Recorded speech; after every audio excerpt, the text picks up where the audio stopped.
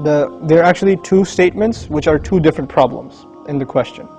The first problem is, Bismillah salatu wassalam ala Rasulillah. The first problem is, I can't pray 5 times a day.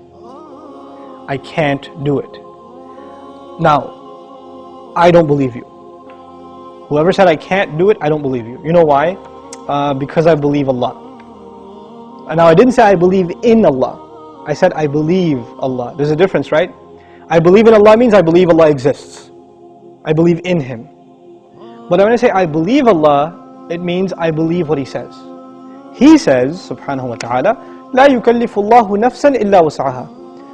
Allah does not burden anyone except unless they are able to carry that burden. This is what Allah said. Allah said He does not burden anyone with any responsibility unless they are capable of living up to that burden. This is what He said. You're saying you're not able to live up to a responsibility that Allah gave you. Isn't that true? You're saying I can't pray 5 times. It's too much. And Allah is saying yes you can. So I have a choice between believing you and believing Allah. And perhaps if you didn't realize this, maybe you're lying to yourself.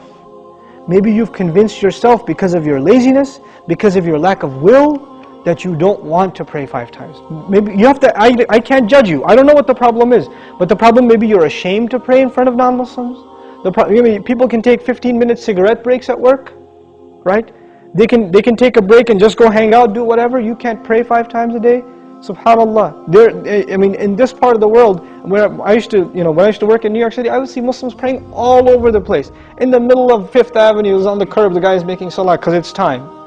Or in the university, you open the copy machine room in the library, and there's like 3 guys praying right there, making salah. Muslims will pray. If there's time, we're going to pray. That's it. So that's the first thing. Allah said you can. If Allah gave this burden upon you, and He did in fact, then you can. Convince yourself of that. And rely on Allah, He'll make it easy for you. The second question is, does He really care? Does He even care if I pray or not? Now this question is actually more about, does He need my prayer or not? You're forgetting that the prayer isn't for Allah. It's for you. It's not for Allah. If all the people in the world, all they did with their life was pray to Allah, it would not make Him any richer.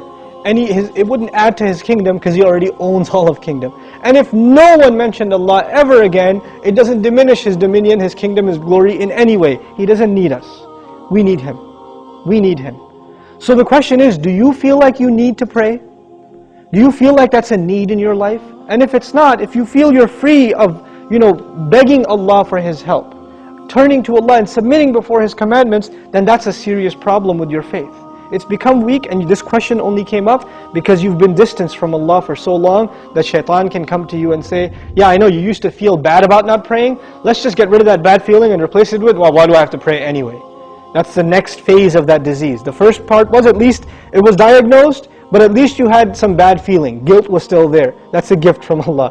When that guilt even goes away and you say, Allah doesn't need my prayer, it's all good. So long as I'm doing good. And that's the last part I want to talk about, this so long as I'm doing good part. Who defines what's good? There are 2 kinds of good in this world. Please remember this, okay? There are 2 kinds of good. There's ethical good. I'm good to my neighbor. I'm honest at work. I'm nice to people. I don't steal. I don't cheat. These are ethics, basic ethics, right? That everybody, I tell the truth. I'm honest. I pay my taxes, blah, blah, blah. These are ethical truths, okay? And I'm honest in business. Then there are religious goods. I go to Hajj. I give zakat. I pray 5 times a day. I fast in the month of Ramadan. These aren't ethical realities. These are religious goods. Good deeds that are religious and good deeds that are ethical, moral in nature. What happens a lot of times with Muslims and with non-Muslims, especially it happens with Muslims, is that we make a distinction between these 2 things. So in the Muslim world, you will find people that are morally good. They're nice to their family, they take care of their kids, they're responsible in the household, they're nice to their neighbors, they're honest at work. Good people, but guess what? No religion. I don't need religion to be good, is what they say. And on the other extreme, you have people that pray, go to Hajj, give zakah, have a long beard, dress in a very religious garment, and yet terrible to their family, cheating people in business, highly immoral and unethical. So what's happened is we have separated the 2 dimensions of goodness. Moral goodness, ethical goodness, and religious goodness.